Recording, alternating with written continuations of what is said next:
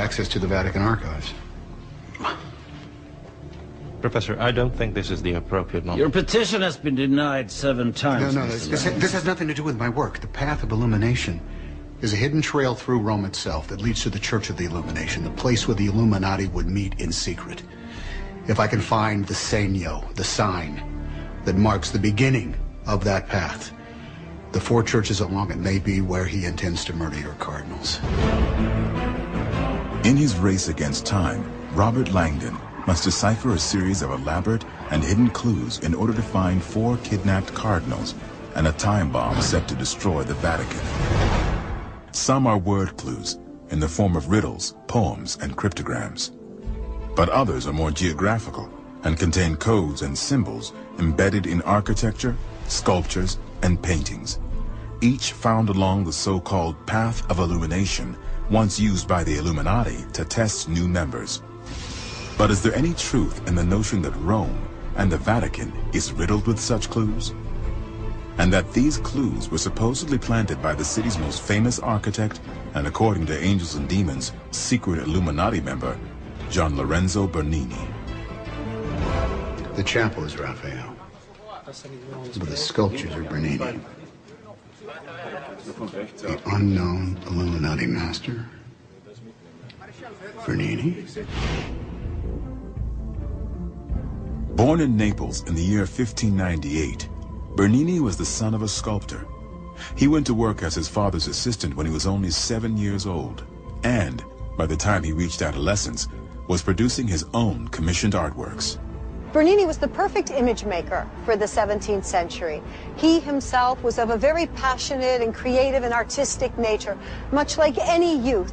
He was particularly famous for his tempestuous affairs and his violent temper. At one point, Bernini suspected that his mistress, Costanza Bonarelli, was having an affair with his own brother. The sculptor confronted his brother at sword point and ordered an assistant to slash Costanza's face with a razor. The Pope, who was his friend, had to personally intercede and say, look, this is getting out of hand quite radically. Bernini became a much more devoted person. So from that point on, he's able to combine a love of his Catholic faith with a great appreciation of the pagan past, which in some ways are quite incompatible. According to Angels and Demons, Bernini designed 4 altars of science along the path and strategically placed them to form the points of a cross. Each one represented one of the 4 major scientific elements: earth, air, fire, and water. Earth, wind, fire, water. These are the essence of what makes up, our world. And these have been worshipped or used in worship since the beginning of pagan religion, essentially worship of nature. Bernini makes sculpture out of earth, air, fire, and water. It is the very stuff of artistic creation. You might argue that making sculpture is an alchemical magic, and that the stuff of his magic is those basic elements. The earth site is in the Chigi Chapel of Santa Maria del Popolo. When Chigi became Pope, he commissioned Bernini to finish the chapel, which he did, putting 4 astonishing sculptures in it, including the sculpture of Habakkuk and the angel.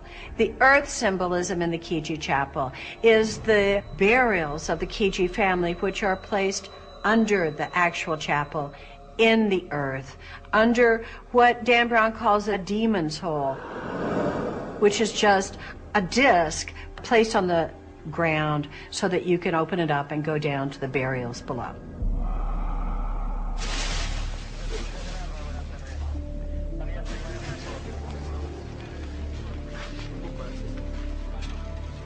This is the first marker.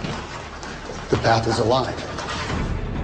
The outstretched arms of the angel in Bernini's Habakkuk sculpture takes a frantic Robert Langdon southwest to St. Peter's Square. With only 4 hours left before the antimatter bomb might destroy the Vatican, he finds the second altar, this one inspired by the wind. Covering an area of nearly 6 acres and capable of holding up to 8,000 people, St. Peter's Square is one of the artist's greatest architectural achievements. In front of St. Peter's, he honored all the directions and the winds that blow through the planet. In the plaza, Bernini has marked the 4 cardinal directions with symbols. And the symbol for the west is a disc on the floor of the plaza with an angel's face on it. And the angel has beautiful flowing hair and is blowing like the west wind. And that image of the west wind is seen as being the good wind, but especially the idea of that as the wind that comes from the interior of the church and brushes out to the populace into that square. As Langdon races to find the 3rd altar, he heads east along the Tiber River to the Church of Santa Maria della Vittoria. Here, the element of fire can be found in one of Bernini's most acclaimed sculptures. It is a depiction of the ecstasy of Santa Teresa of Avila, the Spanish saint who at age 50 had a vision of the love of God appearing to her as a beautiful young angel who took the flaming arrow of the love of God and pierced her body. It's a very fair thing to say that Dan Brown would connect the element of fire to the representation of the ecstasy of St. Teresa, because the agent of God in that is an angel, but not just any angel. This is a seraph. Seraphim, they're often shown as being multi-winged, are aflame with God's love.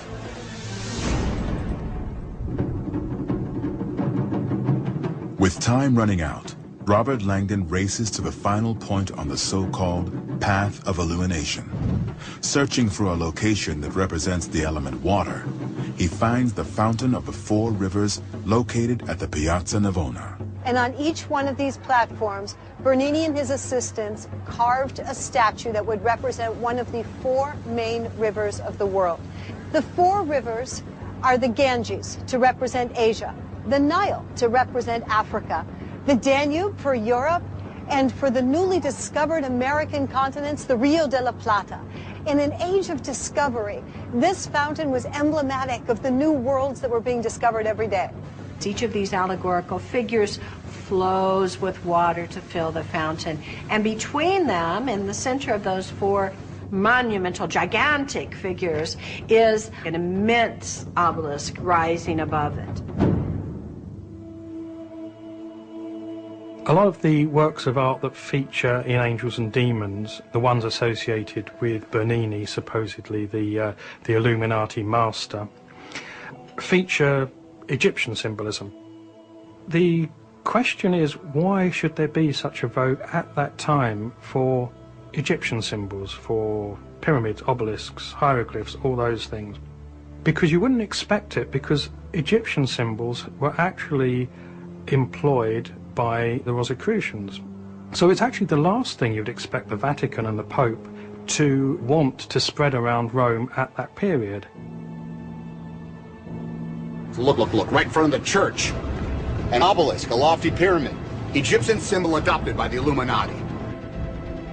In fact, Egyptian obelisks can be seen throughout the city and are prominently placed at many points along the path of illumination.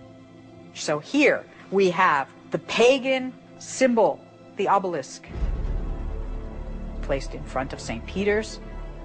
And above that pagan symbol at the very top is what? A cross.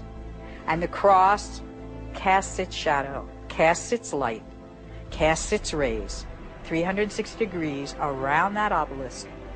The Romans conquer the Egyptians, and they take those obelisks and they re-erect them, showing how the Christian civilization has triumphed over these long gone, long dead civilizations. There it is.